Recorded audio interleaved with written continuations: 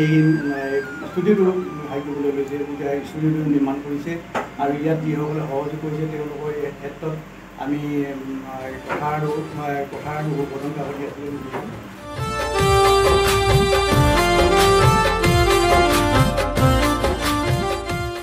শ্ৰদ্ধাৰ বদন কাকতিয়ে একেধাৰে সংগীত বিশাৰদ, গীটাৰ বিশাৰদ, তবলা বিশাৰদ তেনেকৈ আছিলে, বহুদিনৰ অধিকে আছিলে, কিন্তু তেখেত অকালতে আমাৰ মাজৰ পৰা হেৰাই গ'ল।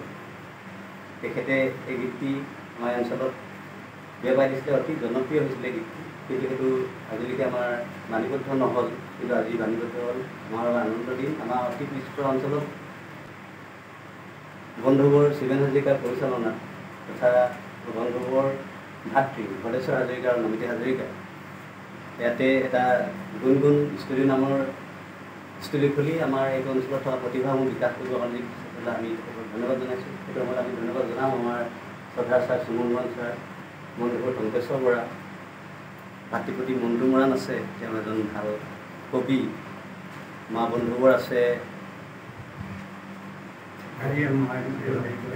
গহীন মৰাণ, ভাতৃপতি বা বন্ধুবোৰ আমাৰ আছে জয়ন্ত মৰাণ আছে আৰু বহুখিনি। আমি সকলোকে ধন্যবাদ জনাইছোঁ। গীতটিয়ে আমাৰ মাজত সমাদৰ লাভ কৰক আৰু এই গুণগুণ ষ্টুডিঅ'ত নতুন নতুন গীত বাণীবদ্ধ হওক, সেই আশা ৰাখিছোঁ।